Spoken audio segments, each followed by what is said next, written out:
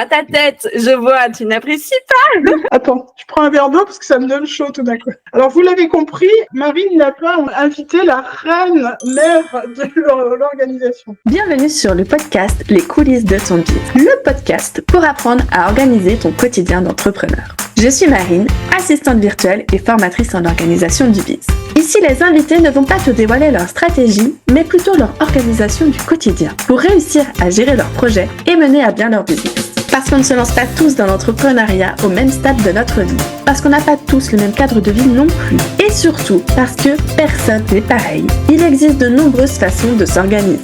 Dans ces interviews, tu vas retrouver des trucs et astuces pour organiser ton quotidien d'entrepreneur et bien plus encore. Alors prépare-toi un thé ou mets tes écouteurs pour faire ton sport et je te souhaite une bonne écoute. Je te retrouve aujourd'hui pour mon podcast Les coulisses de ton biz avec comme invitée Christine Gendros. Christine est une pianiste et compositrice qui se définit comme pédagogue et passionnée. Elle a lancé son programme en ligne Virtuoso Piano. Christine, je te souhaite la bienvenue et dans un premier temps, je te laisse nous présenter ton activité et nous dire depuis quand tu es lancée. Bonjour Marine, déjà, merci de m'avoir invitée. Ça fait longtemps que j'attendais ce moment, je suis ravie d'être là. Donc, je suis effectivement pédagogue passionnée. Moi, ça fait 46 ans que j'enseigne, j'ai commencé très jeune. Non, je ne suis pas très vieille, j'ai commencé très jeune. J'ai été fonctionnaire toute ma vie pratiquement jusqu'à 2022. Et en 2022, j'ai quitté mon poste de la fonction publique avec la sécurité de l'emploi, etc. C'est vrai que cette stabilité financière, elle a été précieuse en 2020, notamment, parce que j'étais priée de rester chez moi en ne faisant rien et tout en gagnant ma vie. Donc, c'était vraiment précieux. Néanmoins, en 2022, pour diverses raisons, je suis partie de la fonction publique et je me suis lancée à 100% dans l'entrepreneuriat. Donc, j'avais déjà un statut d'auto-entrepreneur, auto-entrepreneuse avec donc une activité libérale de cours de piano, mais qui était très très microscopique à côté de mon poste de fonctionnaire. Donc ça, je l'ai développé à partir de 2022. Et j'ai aussi créé une SASU pour lancer une innovation dont on parlera un petit peu plus tard sûrement, j'imagine. Enfin, la particularité de ce que je fais dans mon activité depuis, fin 2023, j'ai lancé un programme en ligne qui s'appelle Virtuoso Piano, comme tu l'as dit, et qui est vraiment complètement atypique dans le monde de la musique. Il est plutôt sur le format des formations business qui sont assez courantes, mais dans la musique, je n'ai pas vu d'autres formats de ce type et les élèves adorent parce que c'est un format qui est ultra complet. Ok, et du coup, tu nous as dit que tu es professeur de piano depuis 46 ans. Est-ce que tu as du coup été au libéral depuis 46 ans aussi? Non. J'ai commencé à donner des cours, j'avais 15 ans, donc là j'étais en rien du tout. Évidemment, j'avais une élève comme ça, une petite fille, pendant quelques mois. Ensuite, quand j'ai eu 16 ans, j'ai remplacé mon prof de solfège au conservatoire une fois. Et puis quand j'ai eu 18 ans, là j'ai commencé vraiment le métier à donner des cours. Alors j'étais à Paris, j'étais engagée sur des contrats de CDD finalement, comme vacataire quand il y avait besoin de moi. J'étais accompagnatrice au piano également, c'est-à-dire que j'accompagnais du piano les différents instruments pour leurs examens. À côté de ça, je donnais des cours effectivement en libéral et c'était très fluctuant en fait. J'ai eu des années où je donnais des cours, des années où j'étais au chômage parce que j'avais pas d'élèves, des années où j'étais salariée dans une boîte d'informatique et je triais les tickets restaurants de la boîte, enfin tu vois, les tickets de carte orange, bref, super passionnant. J'ai fait un peu de tout en fait dans ma vie, j'ai fait vraiment beaucoup de métiers qui n'ont rien à voir avec la musique, pour manger tout simplement, parce qu'à Paris, quand j'avais 18 ans, 20 ans, il n'y avait pas de poste d'accompagnateur qui est vraiment ma spécialité, d'être au piano et de faire travailler les musiciens de tous les instruments, d'être vraiment coach musical. Et il n'y avait pas de poste à temps complet de ce métier-là, donc il n'y avait pas tellement de boulot pour moi. Et j'ai jamais voulu être prof de piano dans les conservatoires parce que pour moi, le format qui est organisé ne peut pas fonctionner. On voit les élèves, enfin les profs de piano ou d'instruments voient leurs élèves une demi-heure par semaine, sauf pendant les vacances scolaires, et sauf s'ils sont malades ou que l'élève est malade, et sauf s'il y a grève, et sauf si plein de choses. Donc c'est trop étalé, et en fait ça peut juste pas marcher, quoi. Donc je veux pas faire ça. Par contre, je veux donner des cours de piano, oui, parce que j'adore la pédagogie du piano, mais à ma façon, et avec une organisation qui fonctionne. Et c'est pour ça que j'ai créé ce programme en ligne, notamment, où là, je suis au plus près des élèves tous les jours de la semaine. Et bien que ce soit en ligne, finalement, elle est beaucoup plus proche. Il me reste une élève à la maison, dans le format un peu classique que j'avais pendant que j'étais encore fonctionnaire. Et en fait, je vois bien que je l'aide beaucoup moins, je la vois beaucoup moins. que mes élèves qui sont en Belgique, en Suisse ou à l'autre bout du monde et qui peuvent venir me poser des questions tous les jours s'ils veulent sur le groupe privé. Et là, je les conseille vraiment tous les jours. Ok, génial. On va commencer du coup cet enregistrement de podcast avec le petit jeu ceci ou cela que je commence à chaque fois. Ça permet, c'est juste un petit peu fun et ça nous permet d'apprendre à te connaître un peu dans les coulisses. Alors Christine, tu es plutôt team thé ou café? Café. PC ou Mac? Bon, PC. PC, mais iPhone. Ok, ça marche. Tu travailles du matin ou travailles du soir? Ah, le matin, sans conteste.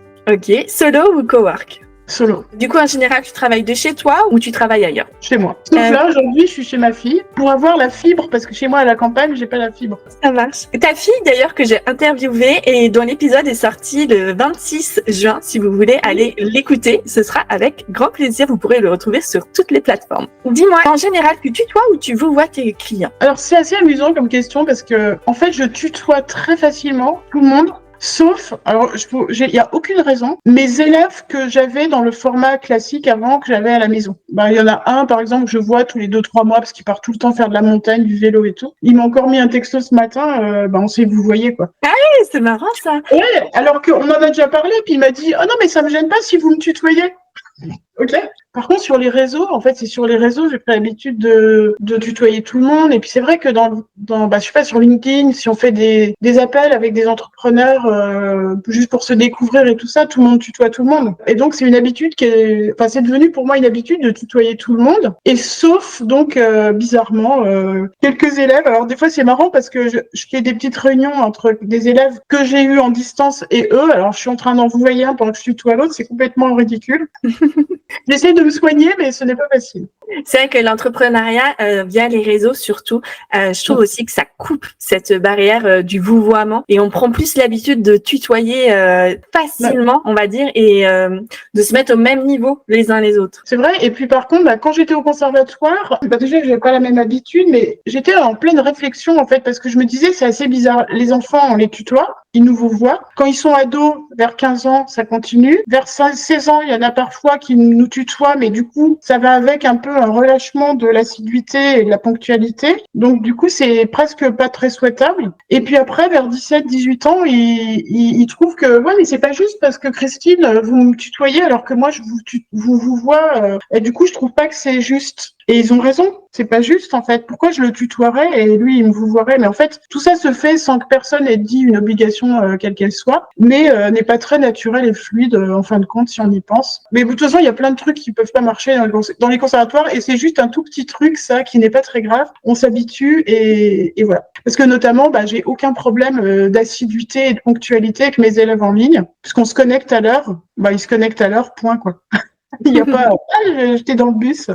J'étais dans les embouteillages, j'ai loupé le train. Il n'y a pas. Et puis c'est vrai que mon programme en ligne Virtuoso Piano, ce qui est en ligne est enregistré. Sinon, il y a les lives. Les lives, c'est comme là, toi et moi, on se parle, mais à plusieurs. Et donc, ils viennent, c'est des adultes, ils sont grands. S'ils ont un empêchement, ils arrivent en retard. C'est pas grave parce que nous, on avance pendant ce temps avec les autres. C'est pas comme un cours où je suis avec un élève. S'il est pas là, je suis comme une poire dans la salle. C'est pas du tout pareil. Et puis quand ils partent sur le Slack, ils le font à l'heure qu'ils veulent. Et moi, je réponds, s'il m'écrit minuit, moi, je réponds le lendemain matin. C'est beaucoup plus fluide, finalement. Et quand on a un cours one-one, j'ai envie de dire, vu le prix qu'ils payent, ils sont pas en retard, quoi. Oui, c'est clair. Ouais. Ce qui n'arrive pas dans les conservatoires, parce que souvent, c'est les parents qui payent et les enfants qui vont au cours. Donc, c'est pas le même rapport à la responsabilité de pas perdre une seule miette de l'heure de cours. Ouais, c'est aussi ce qui est mis en avant souvent avec les formations qui sont justement premium. C'est que, en fait, si tu payes plus cher, c'est parce que tu vas être investi derrière. Alors, c'est quelque chose qui est beaucoup mis en avant par certains coachs dans leur communication, qui, je pense, est vrai.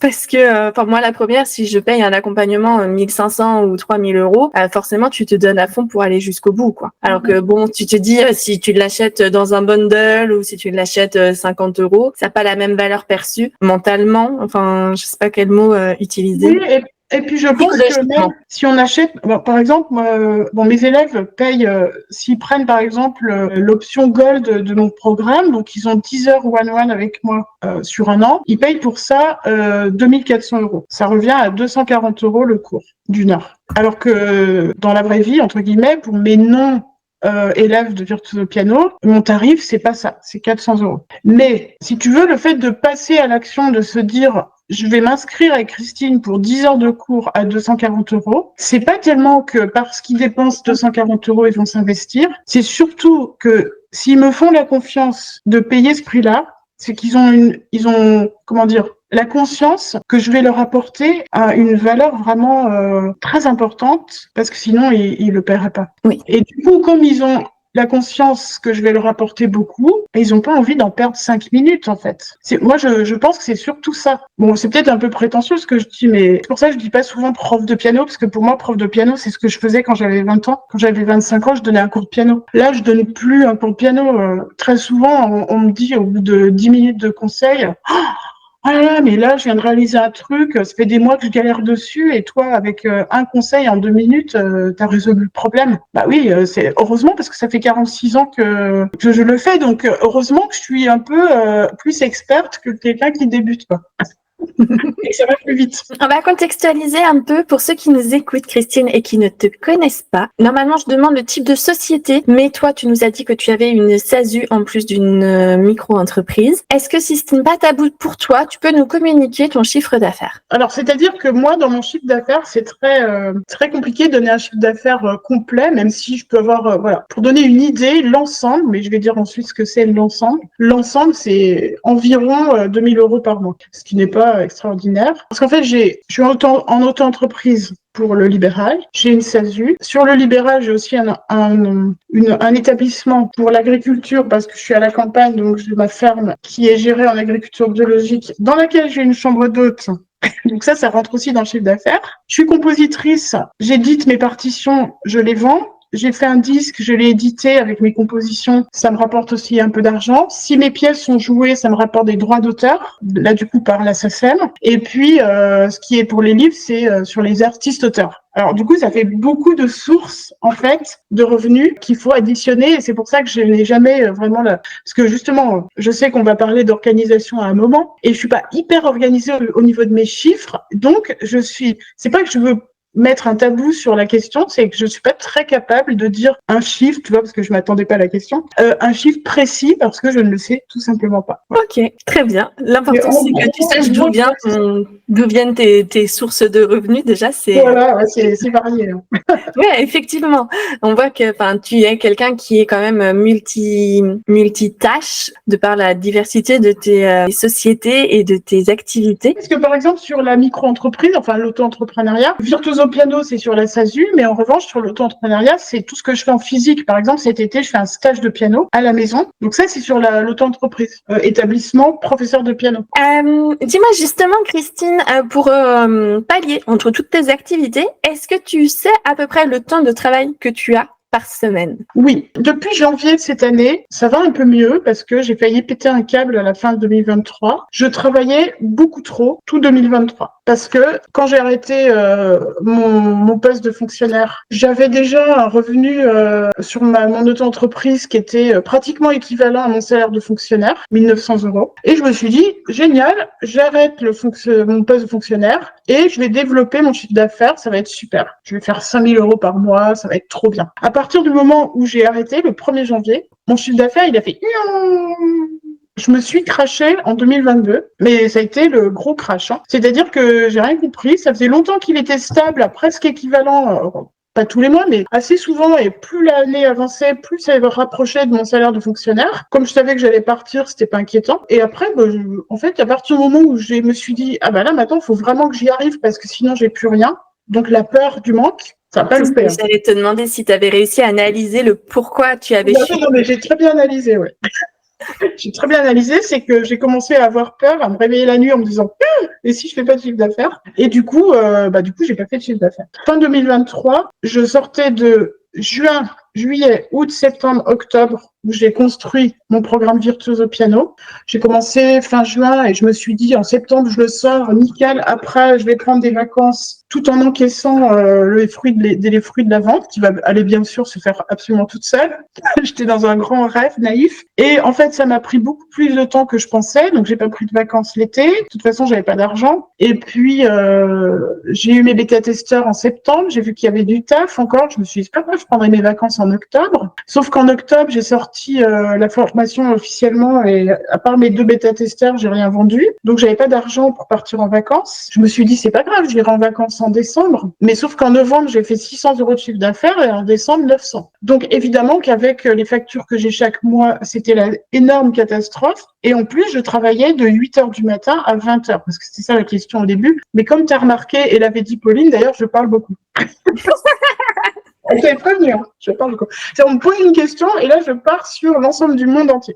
Donc, je me recentre sur la question. Je travaillais beaucoup trop, donc j'ai failli vraiment, je me suis dit là, je frôle le burn-out. Et je suis tombée sur un podcast de Antoine BM. J'ai écouté que cet épisode. C'est pas son podcast, il était invité dans notre podcast. Et il disait, de toute façon, moi, l'après-midi, je travaille pas sur mon ordinateur. C'est pour les rendez-vous, les appels, je vais marcher, je fais du jardin, voilà. La vie, pas derrière l'ordinateur. Je me suis dit, mais génial comme organisation, je vais faire ça. Et j'ai fait ça. C'est une règle, là, je suis devant mon ordinateur, mais on fait un podcast, je suis pas en train de créer du contenu, faire des posts LinkedIn, faire des articles de blog, machin. Sauf que là, j'étais en train de briefer mon stagiaire, parce que j'ai un stagiaire. Mais sinon, à part exception, eh bien, le matin, je suis pas disponible pour les appels, les cours, les podcasts, les rendez-vous découvertes, les rendez-vous à l'extérieur pour mon métronome, mon innovation. Je dis toujours non, je suis pas libre. Voilà. Parce que le matin, je taffe derrière mon ordinateur. Je me mets vers 8h, je suis au travail. Vers 10h, mon cerveau, il dit au secours. Donc là, je vais boire, marcher 30-40 minutes en écoutant un podcast, souvent. Et puis, ou alors des fois dans le silence, quand j'en ai marre d'écouter des podcasts. Et je reviens, je retravaille vers 11h, 11h moins le quart, jusqu'à midi. Et puis après, c'est fini l'ordinateur, c'est vraiment pour des petites choses. Mais sinon, je peux plus, quoi, parce que il y a quand même une chose que je déteste le plus au monde, c'est l'informatique, les ordinateurs. Je déteste, en fait. Je déteste ça. Je déteste être derrière un ordinateur et faire des trucs. Et pourtant, mon cœur de métier, c'est le piano. Mais j'ai fait un post LinkedIn il y a quelques semaines ou un ou 2 mois, je sais plus trop.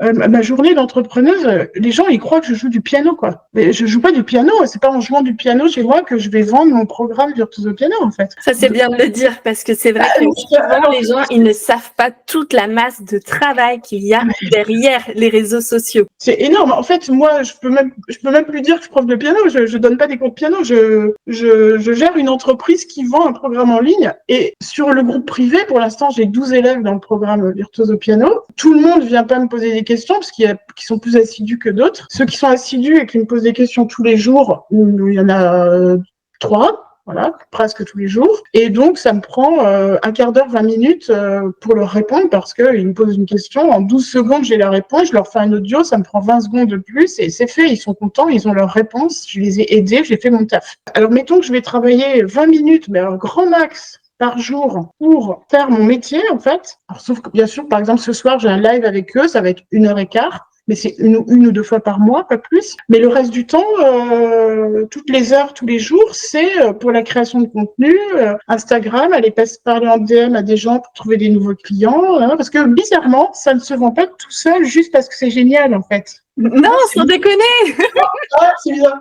Il y a très longtemps, en 2021, je crois, avant de quitter la fonction publique, j'avais fait un coaching de 6 mois avec Raphaël Torel, que tu dois connaître. Non, je connais pas, non. C'est un coach business. J'avais hésité sur le moment, pour ceux qui connaissent, entre lui et Marine Mello. Et Marine Mello, c'est une femme, hein, comme voilà, Marine Mello, et Raphaël, c'est un homme. Et en fait, je sortais d'une épouvantable aventure, puisqu'en 2019, mon compagnon m'a étranglée. J'ai failli mourir. Voilà, pendant 1 an et demi, je n'ai fait que me soigner et essayer de revivre, en fait. Ce que j'ai réussi. Et du coup, quand j'ai agi de prendre un coach business, que je sentais bien que j'avais envie de développer quelque chose, mais je n'arriverais pas toute seule, en fait. Et notamment, au niveau de l'argent, je me disais, faut que j'arrive à évoluer avant de quitter le conservatoire, sinon je vais pas y arriver. Eh bien, j'ai choisi Raphaël et je lui ai dit d'ailleurs, j'ai hésité tellement entre les deux et je l'ai choisi lui parce qu'il est un homme et que je voulais me réconcilier un peu avec, c'est-à-dire donner toute ma confiance avec un homme dans une situation où le risque il était zéro, parce que d'abord je le paye pour m'aider, donc c'est ce qu'il va faire, et en plus on est en visio, donc c'est impossible que je me sente menacée par sa présence en fait. En plus Raphaël il est absolument adorable, donc de toute façon tout va bien, mais sur le principe je me disais pour moi, c'était un grand pas de remettre ma confiance à 100% dans un homme, parce que 6 mois, c'est quand même long. Et franchement, j'ai pas regretté, ça m'a fait beaucoup de bien, parce que je voulais surtout éviter, et tout mon travail a été avec cette arrière-pensée tout le temps, avec les psys, etc.,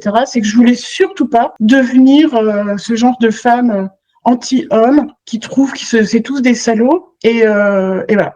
Et même si beaucoup d'hommes dans ma vie m'ont fait le plus grand mal, eh bien, il y a beaucoup d'hommes qui m'ont rien fait, à commencer par mon fils, qui est un homme, donc je peux pas devenir anti-homme, alors que j'ai un fils, déjà, de base. Et en plus, je trouve ça horrible, parce que les pauvres qui sont gentils, du coup, ils passent dans le même sac, c'est vraiment pas juste. J'ai une question par rapport à ça, qui n'a rien à voir avec l'organisation, mais dans tes clients, je veux dire, est-ce que tu as justement des hommes ou est-ce que tu n'as que des femmes? Ah non, j'ai les deux. Je vais pas vraiment compter, mais j'ai un petit peu plus de femmes, mais c'est assez équilibré finalement. Non, c'est assez équilibré. Même là, il y a plusieurs hommes qui sont rentrés, donc du coup, ça équilibre. Il y avait plus de femmes. Là maintenant, je pense que sur 12, j'ai pas vérifié, mais je pense qu'on est à peu près moite-moite. Alors en revanche, j'ai fait un choix amusant parce que tu vois, tu connais, j'imagine, Boost Ton Biz, Margot Cunego.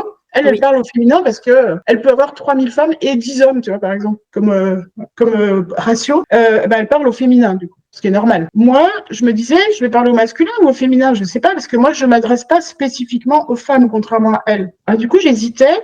Et du coup, j'ai choisi quand même de m'adresser au féminin parce que j'ai choisi de m'adresser aux personnes. Et les personnes qui jouent du piano, c'est féminin. Voilà, ça.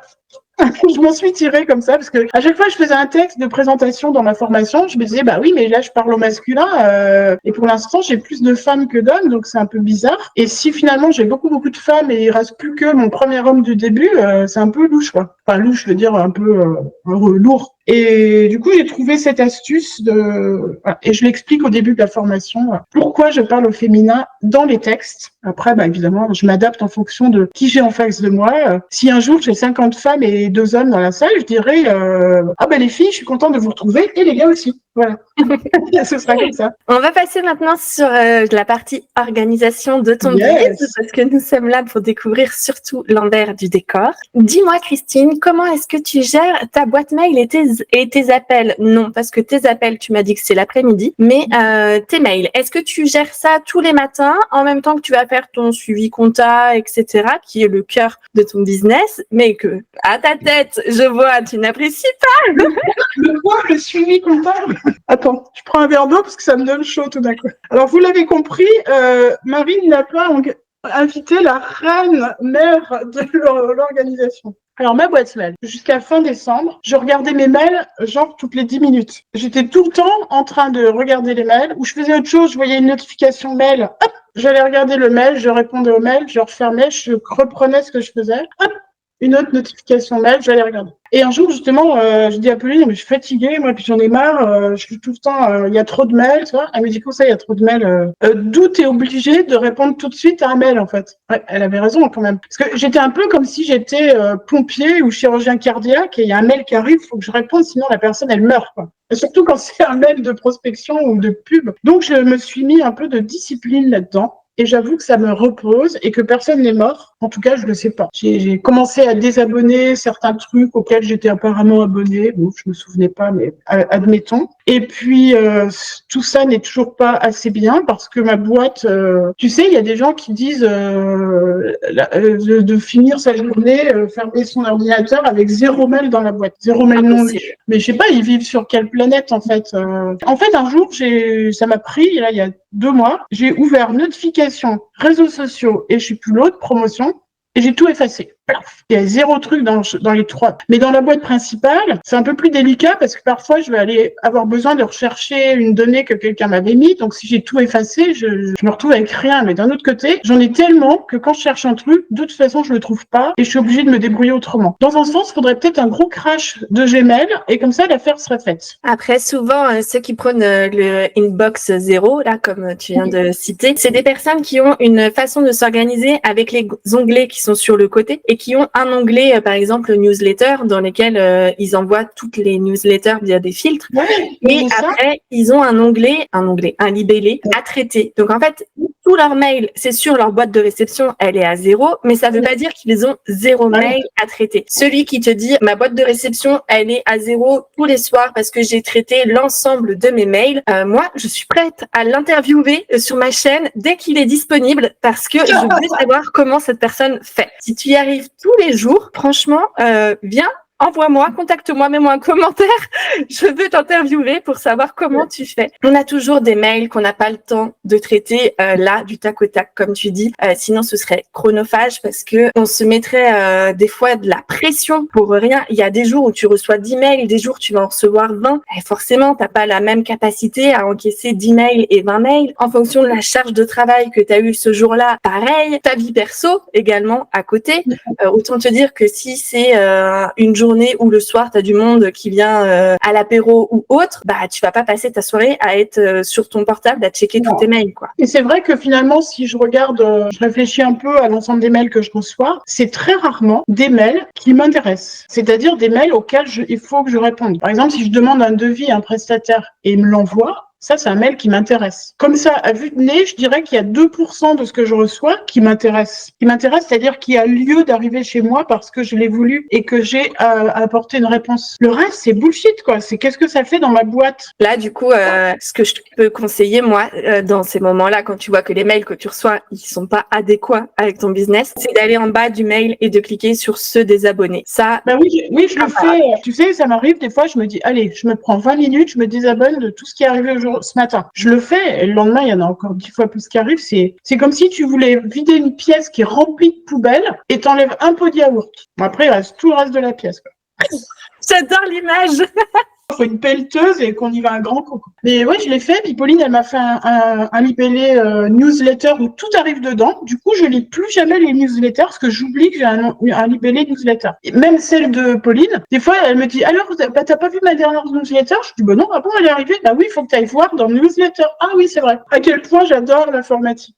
Ça se sent. Hein. Dis-moi, du coup, Christine, comment tu gères tes projets? Parce que tu m'as dit au début de cette interview que tu avais des nouveaux projets. Comment est-ce que tu t'organises justement pour aller au bout de tes projets? Alors, en fait, oui, j'ai un gros projet principalement qui est le développement d'un métronome silencieux qui s'appelle Silence, que je développe depuis 4 ans déjà et qui est presque fini, presque prêt à commercialiser. Ça, c'est le truc que les gens qui me connaissent bien entendent depuis 2 ans et demi. Et puis, donc, c'est beaucoup d'organisation et comme vous l'avez tous compris, c'est pas ma spécialité première, je fais un gros effort. Alors, j'ai tenté une Notion, ça m'a plu, puis j'ai foutu un tel bazar dans mon Notion que ça ressemblait plus à rien. Et un jour, j'ai dit à Pauline, non mais moi, j'y arrive pas, Notion, hein, parce que ça y est, il y a des trucs partout, c'est exactement comme si j'avais plein de petits carnets sur mon bureau, sauf que là, au moins, je sais que c'est dans le bleu que j'ai écrit. Bon, que là...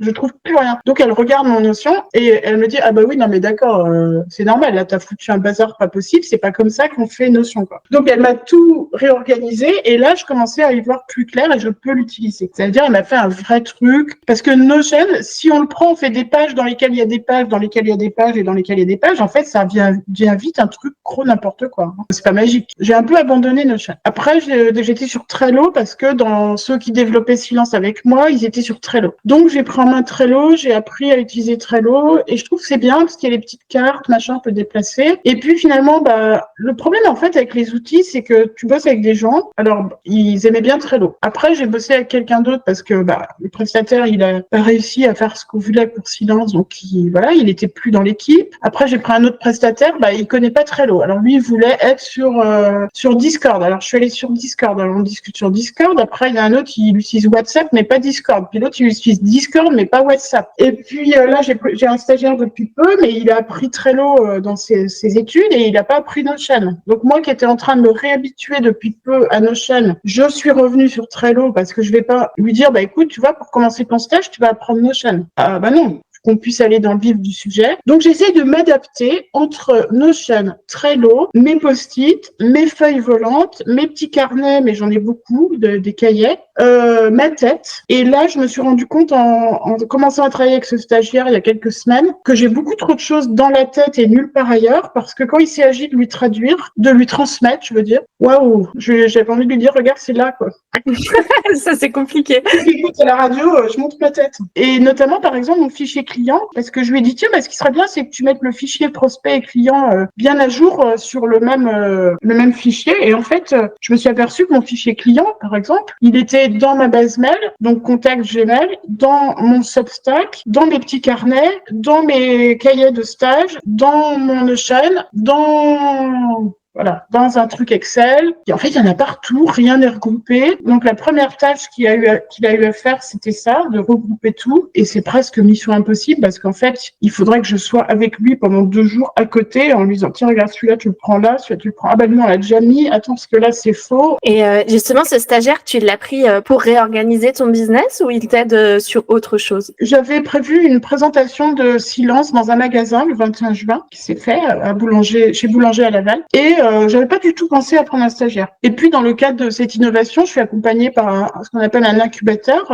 Laval Mining Technopole. Et là, un jour, dans le Slack de Laval Mining Technopole, je vois dans l'onglet CV, je vois qu'il y a des nouveaux, enfin, c'est sur le Slack d'ailleurs, je vois des nouveaux CV, donc je regarde par curiosité, et je vois qu'il y a une stagiaire une jeune femme qui cherchait un stage dans la commercialisation avec comme mission, il faut qu'elle puisse faire une animation publique dans le cadre de son stage. Et là, je me dis, mais oui, mais c'est vrai, je devrais prendre un stage, tu vois, l'organisation. Je devrais prendre une stagiaire, c'est vrai, c'est une bonne idée, ça, comme ça, pour la présentation à Boulanger, ça va être mieux, parce que si j'y vais un peu en live toute seule. Donc, je la contacte, mais elle avait déjà trouvé un stage, et c'est elle qui m'a envoyé l'autre, son camarade, Josué, qui est donc mon stagiaire pour jusqu'au 10 juillet. Lui, ses études, c'est BTS de commerce, donc il faut qu'il sache un peu faire tout ce qui est lié au commerce, à la prospection, à la vente, et donc, entre autres, la gestion d'une base de données de clients, voilà. Finalement, il fait un petit peu des choses très variées avec moi et je l'ai emmené sur la présentation chez Boulanger. Super. Dis-moi maintenant, on va passer à la dernière partie organisation qu'il y a dans un business. Comment tu gères ta communication? Alors, ma communication, donc, je suis sur plusieurs réseaux déjà, Instagram, TikTok, LinkedIn, Facebook. J'ai une newsletter donc sur Substack. Qu'est-ce que j'ai d'autre? Voilà, c'est déjà pas mal. Ça fait déjà pas mal. Ah, mais j'ai un podcast aussi qui s'appelle Musicienne et libre. Pour ceux que ça étonne, dites-moi.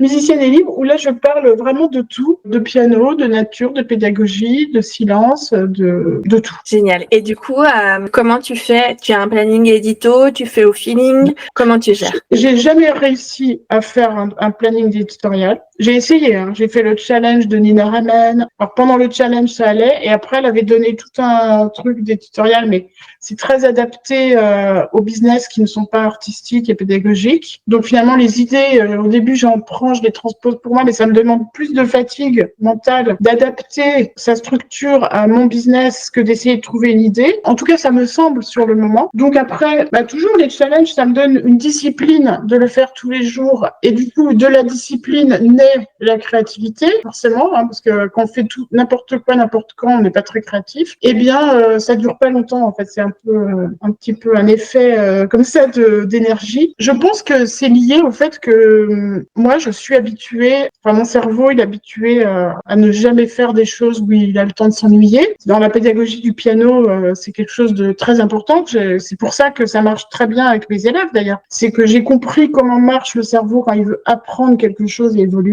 Il faut surtout pas qu'il s'ennuie. Dès qu'il s'ennuie, pendant ce temps, c'est une perte de temps. On ferait mieux d'aller se promener. Moi, j'ai pris l'habitude de fonctionner comme ça, de toujours faire les choses un peu différemment pour ne jamais m'ennuyer et pour toujours progresser. Alors, c'est vrai que pour la création de contenu, je suis un peu parce que ça marche pas, en fait. Ça marche pas tellement, donc je me fatigue beaucoup parce que des fois je suis là, je me dis mais je vais dire quoi? Qu'est-ce que je vais dire? Alors j'ai 1000 choses à dire encore, mais le fait d'être devant l'ordinateur, je sais plus ce que je vais dire. Je sais pas. Des fois je l'ouvre LinkedIn, je me dis allez ce matin je fais un post pour demain. Alors de quoi je vais parler? Je vais aller boire un café, ça va être mieux quoi. Et pourtant c'est pas que je manque d'idées parce que j'en ai mais des milliers des idées, mais être toujours au taquet de se mettre devant sa feuille et de les mettre en forme, eh ben c'est pas évident. Du coup, tu les fais plus au feeling alors tes posts. Bah finalement, ouais, pour répondre clairement à ta question d'une façon simple au lieu d'y passer 10 minutes, oui. J'aurais pu dire oui tout de suite dès le début. Oui, mais c'est-à-dire que je fais au feeling, mais je fais parfois des efforts pour organiser un peu, voilà. C'est un peu par vague comme ça. Justement, par rapport à l'organisation, est-ce que tu pourrais nous communiquer un conseil en organisation que tu aurais aimé savoir à tes débuts ou que tu partages régulièrement? Bah, un conseil d'organisation, je dirais quand même, parce que ça c'est une chose que j'ai vraiment, depuis que je l'ai comprise, c'est quand même beaucoup mieux. Alors il y a plusieurs parties dans ce conseil. C'est que premièrement, on peut pas espérer tout faire, ce qu'on aurait aimé faire, parce qu'en fait, je pense que je pourrais rester devant mon ordinateur pendant 58 ans et j'aurais toujours pas fini ma liste de tâches, sans bouger, hein, sans faire pipi, ni dormir, ni rien. Donc, on peut pas espérer tout faire. Donc, il faut accepter qu'une journée, on va jamais faire tout ce qu'on aurait aimé faire. Et il faut réduire les aspirations de ce qu'on veut faire dans une journée parce que c'est rapide une journée. Et ensuite, il faut pas négliger, mais c'est exactement ce que je répète à mes élèves toute l'année depuis 46 ans, mais je suis tombée dans le piège, moi, pour l'entrepreneuriat l'année dernière, c'est qu'il faut pas négliger les temps de repos et les temps où on prend soin de soi. Parce que si on n'a plus d'énergie mentale ou physique, ben, on n'est plus qu'une machine à perdre du temps derrière ses tâches. On n'est plus du tout efficace. Et donc, je pense que le conseil d'organisation, ce serait de pas vouloir trop en faire, de s'obliger à aller marcher ou faire ce qu'on veut, autre chose que travailler qui fait bouger le corps. Moi, je le répète à mes étudiants de musique, saxophone ou autre, quand je les voyais à 17 ans tout bossus, avec le dos qui se tient pas parce qu'il n'y a pas de muscles et puis qu'ils ont fait des heures de saxophone. Non, en fait, je les engueulais, je disais mais non, ça fait partie de tes études de saxophone d'aller bouger tes fesses un peu. Et bah oui, mais j'ai pas eu le temps, fallait que je travaille mon morceau. Bah non, tu vas marcher, ça fait partie de travailler ton morceau en fait. Mais et ben moi j'ai fait pareil en fait, parce que j'avais personne qui me disait dis donc vas-y va bouger. Je pense que je me suis momifiée derrière mon ordinateur pendant des semaines quand j'ai fait notamment ma création de mon programme Virtuoso Piano parce que j'étais tellement passionnée par le faire et ça prenait tellement plus de temps chaque chose que ce que j'avais imaginé que du coup je me disais ah ben je fais encore ça puis je vais manger, ah ben non mais je fais encore ça puis je vais manger et puis en fait j'allais jamais manger par exemple. Alors une fois qu'on est depuis 6 heures derrière l'ordinateur, qu'on se relève, on se dit attends où elles sont mes articulations là, c'est tout soudé. C'est bizarre. J'adore. Donc maintenant que je suis beaucoup plus disciplinée sur ce plan-là, j'écoute mon cerveau vers 9h30, 10h, 10h30, ça dépend des jours, qui me dit non mais là je peux plus, donc je vais marcher une demi-heure, ça me fait le plus grand bien et j'ai pas la sensation de perdre une demi-heure. Alors qu'il y a un an, j'aurais eu l'impression que je perds mon temps à aller marcher et que pendant ce temps, il y a rien qui avance, non, faut que je revienne parce que j'ai du travail quoi. Le conseil c'est vraiment de considérer que aller marcher, je dis aller marcher parce que moi je suis à la campagne donc il n'y a pas de salle près de chez moi. C'est gratuit, c'est simple, c'est à la portée de tout le monde, on transpire pas. On n'a pas besoin de prendre une douche. Ça dépend de la chaleur dehors. Bah, non, parce que quand il fait très très chaud, je vais marcher plutôt à l'ombre ou je marche plutôt le matin parce que je travaille très tôt quand il fait chaud. Sinon, je vais aller marcher plutôt en fin de journée ou tondre. Tondre, c'est marcher. Hein. C'est à la portée de tout le monde. Ça ne prend que le temps de le faire. Alors que aller à la salle, il faut se changer, aller à la salle, aller dans les vestiaires, machin. Après, on est trempé, on pue la sueur ou pas, mais enfin on avait pas mal de sueur. Il faut quand même prendre une petite douche, se rechanger, revenir. Donc pour une demi-heure de salle, ça prend 1 heure. Et une demi-heure de marche, bah c'est 1 demi-heure. Personne ne peut dire je peux pas le faire, sauf évidemment si on est dans un fauteuil roulant, ça va de soi. Est-ce que tu aurais un livre, un audio ou une vidéo à nous conseiller par rapport à ce qui est business? Ça va avoir l'air de pas être par rapport au business, bizarrement.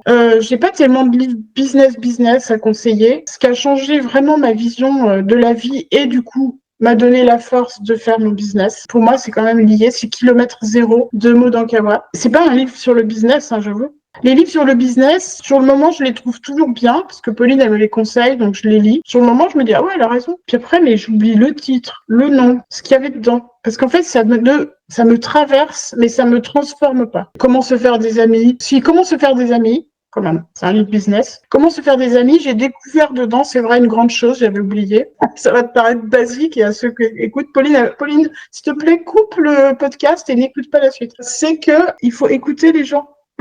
Ouais, je l'ai lu ce livre au début de mon entrepreneuriat et les gens me disaient mais pourquoi tu lis comment se faire des amis, t'es quelqu'un qui a pas de problème à avoir des amis, enfin. Et je dis oui, mais si tu savais la claque que je me prends en fait à lire ce livre, parce que je me suis rendu compte que moi je je parle beaucoup également comme toi. Et en fait, quand tu parles, t'écoutes pas forcément les gens. Et depuis que j'ai lu ce livre, je m'autorise en fait à écouter les autres et je me rends compte que finalement c'est beaucoup plus facile. Tu vois, avec même des personnes que je connais pas, comme là par exemple toi que j'interviewe que je ne connais pas, je suis certaine que sans ce livre j'aurais beaucoup plus monopolisé la parole que là où j'ai appris, tu vois, à t'écouter grâce à ce livre. Et clairement, c'est ce livre, moi, il a complètement changé mon mindset là-dessus. Ouais, non, mais c'est vrai. De laisser la parole. Je me souviens au début que j'avais des appels de prospection et des fois Pauline elle était là parce qu'elle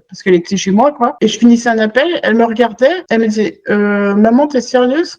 Je sais comment ça, j'ai pas dit de bêtises. Ah bah non ça t'as pas dit de bêtises hein, c'est sûr. Mais par contre l'autre il a pas eu le loisir de dire quelque chose.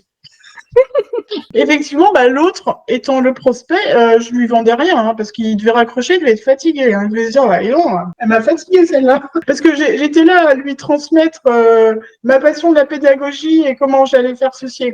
Mais finalement, je ne savais pas le début du commencement de ce dont il avait besoin, en fait, l'autre au téléphone. Et j'ai bien évolué, je suis contente. Et l'autre jour, justement, le stagiaire, Josué, je l'ai emmené aussi sur un salon à Nantes. Et c'est un salon professionnel et il y a des gens qui sont venus poser des questions sur silence. Et puis, voilà, j'ai échangé avec eux et il m'a dit oh là là, qu'est-ce que tu connectes bien avec les gens, c'est génial, vraiment, t'es vachement doué. S'il savait par où je suis passée.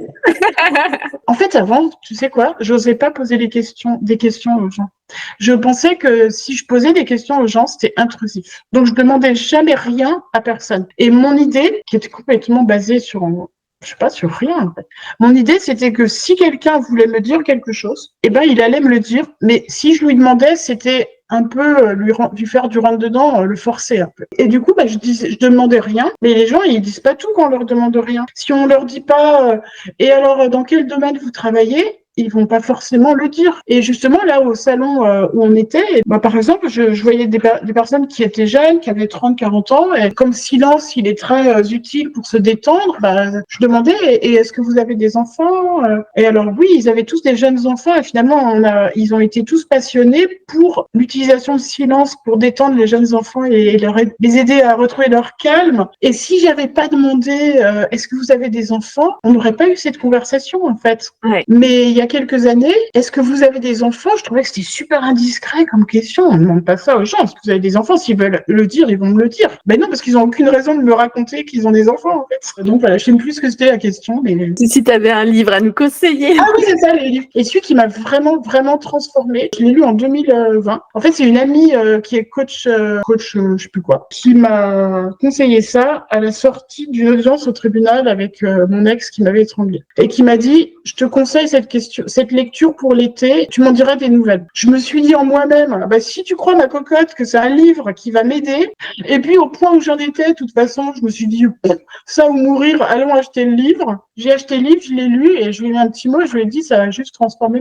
ma vie, quoi. Ouais, il est sur ma liste parce que beaucoup d'entrepreneurs me le conseillent et je ne l'ai jamais lu. J'aurais pas le temps de le lire cet été parce que j'en ai plein d'autres, mais il est sur ma liste. Dis-moi, je vais clore ce podcast en te posant la dernière question. Qui voudrais-tu entendre ici et pourquoi?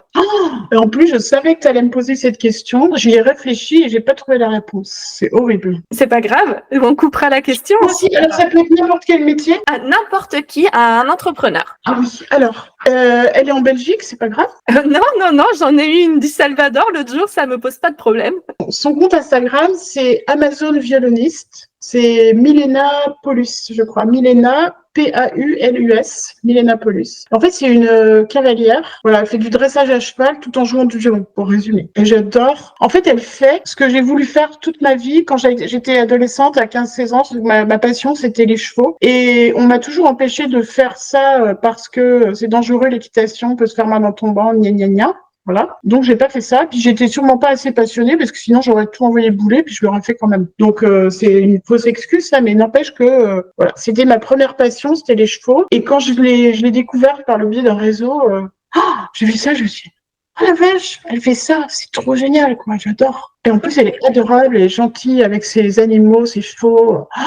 Oh là là, c'est vraiment une crème, quoi. Le monde de l'équitation est très dur avec les chevaux. C'est un peu comme l'enseignement dans la musique, hein, avec les musiciens, on est très très violent. Et avec les chevaux, le monde de l'équitation, il est très très violent. Et elle est d'une douceur. Ok, Ouais. génial. Du coup, je vais l'ajouter à ma liste Ouais. et j'essaierai de l'interviewer. Ah ouais, trop bien. Nous voilà arrivés du coup à la fin de cet épisode. J'espère qu'il vous aura plu et que vous aurez appris plein de choses, de trucs et d'astuces pour vous organiser. Si cet épisode vous a plu, n'hésitez pas à nous le dire en commentaire et bien sûr à vous abonner. Merci beaucoup, Marine, pour l'invitation. C'était top.